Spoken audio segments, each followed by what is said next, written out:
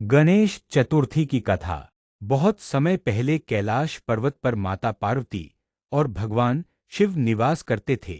एक दिन माता पार्वती स्नान करना चाहती थीं। उन्होंने सोचा, जब मैं स्नान करूं तो कोई भीतर ना आए।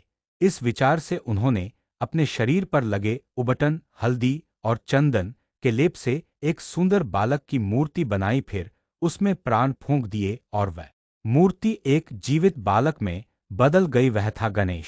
माता ने स्नेहपूर्वक कहा, वत्स, तू मेरा पुत्र है। जब तक मैं स्नान कर रही हूं तब तक तू इस द्वार की रक्षा करना, किसी को भी भीतर मत आने देना।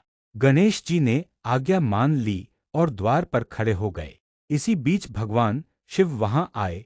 उन्होंने देखा कि द्वार पर एक अनजान बालक पहरा दे रहा है। शिव ने भीतर जाने की कोशिश की तो गणेश जी ने हाथ जोड़कर कहा, महादेव, आप भीतर नहीं जा सकते। मेरी माता ने मुझे आदेश दिया है कि किसी को भी अंदर न जाने दूं। शिव आश्चर्यचकित हुए, यह बालक मुझे रोक रहा है। मैं स्वयं कैलाश का स्वामी हूं। उन्होंने कई बार समझाया पर गणेश जी अडिग रहे। शिव के गणों ने भी उन्हें मनाने की कोशिश की, लेकिन गणेश ने डटकर कहा, माता का आदेश मेरे लिए सर्वोपरि है। चाहे कोई भी आए, मैं द्वार नहीं खोलूंगा। अब स्थिति गंभीर हो गई। देवताओं ने भी आकर समझाया, पर गणेश नहीं माने। अंततः क्रोधित होकर भगवान शिव ने अपने त्रिशूल से बालक का सिर अलग कर दिया।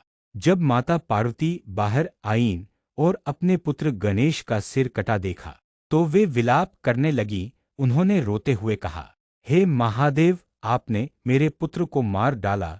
यदि इसे जीवित न किया गया तो मैं सृष्टि का नाश कर दूंगी। सारे देवता भयभीत हो गए। तब भगवान विष्णु ने कहा, इस बालक को पुनः जीवन दिया जा सकता है, परंतु इसके लिए हमें उत्तर दिशा में पहला जो भी जीव मिले उसका सिर लाना होगा। गणों को भेजा गया और सबसे पहले उन्होंने एक हाथी का बच्चा देखा। उन्होंने उसका सिर लाकर गणेश के धड़ पर स्थापित कर दिया। भगवान शिव ने अपने दिव्य वरद हस्त से उसमें प्राण फूंक दिए। गणेश फिर से जीवित हो उठे, पर इस बार वे गजमुख हाथीमुख बन गए।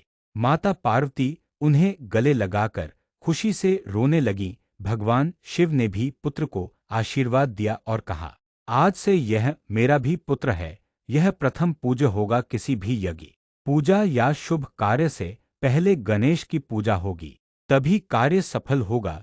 इसे विघ्नहर्ता और मंगलकर्ता के रूप में जाना जाएगा। आज्ञा पालन और दृढ़ता। गणेश जी ने अपनी माता की आज्ञा का पालन किया, चाहे सामने स्वयं भगवान शिव ही क्यों न हो। यह हमें सिखाता है कि सच्चा कर्तव्य वह है जो हमें दिया गया है, चाहे परिस्थिति कितनी भी कठिन क्यों न हो। त्याग और पुनर्जन्म। गणेश जी का सिर काटा जाना और फिर हाथी का सिर लगना दर्शाता है कि जीवन में परिवर्तन कभी भी आ सकता है, पर हर परिवर्तन हमें और महान बना सकता है। प्रथम पूज्य। कोई भी शुभ कार्य गणेश की आराधना के बिना सफल नहीं होता। इसका अर्थ है कि हर कार्य को प्रारंभ करने से पहले हमें विघ्न दूर करने और मन को एकाग्र करने की आवश्यकता है। गणेश चतुर्थी का पर्व। यही कारण है कि हर वर्ष भाद्रपद मास की शुक्ल चतुर्थी को गणेश चतुर्थी मनाई जाती है। लोग घरों और पंडालों में गणेश की सुंदर प्रतिमा स्थापित करते हैं। 10 दिन तक गणेश जी की पूजा, भजन, आरती और मोदक का भोग लगाया जाता है। मोदक गणेश जी का प्रिय व्यंजन माना जाता है। कहा जाता है कि यह ज्ञान और आनंद का प्रतीक है। 10वें दिन अनंत चतुर्दशी को गणेश जी की प्रतिमा को धूमधाम से नदी या समुद्र में विसर्जित किया जाता है। इस विसर्जन का अर्थ है, हे गणेश जी, आप हमारे जीवन के सारे विघ्न हरकर हमें सुख, शांति और समृद्धि दें और अगले वर्ष फिर पधारे। गणेश जी की बुद्धिमत्ता की एक और रोचक कथा। एक बार देवताओं ने गणेश और कार्तिकेय से कहा, तुम दोनों में से जो सबसे पहले तीनों लोकों की परिक्रमा करेगा वही श्रेष्ठ कहलाएगा। कार्तिकेय तुरंत अपने वाहन मोर पर बैठकर तीनों लोकों की यात्रा पर निकल गए, लेकिन गणेश जी शांत होकर माता पिता के चारों ओर घूम गए और बोले, मेरे लिए माता पिता ही तीनों लोक हैं। देवताओं ने उनकी बुद्धि और भक्ति देखकर उन्हें विजेता घोषित किया। निष्कर गणेश चतुर्थी केवल एक उत्सव नहीं है, बल्कि जीवन की गहराई को समझने का अवसर है। यह हमें सिखाता है कि दृढ़ निश्चय, कर्तव्य पालन, माता पिता का सम्मान और बुद्धिमत्ता से ही हम जीवन के विघ्नों को दूर कर सकते हैं। गणेश जी आज भी हर दिल में विराजमान हैं। उनके गणपति बप्पा मोरया के जयकारे लोगों में उत्साह, आनंद और एकता का संचार करते हैं।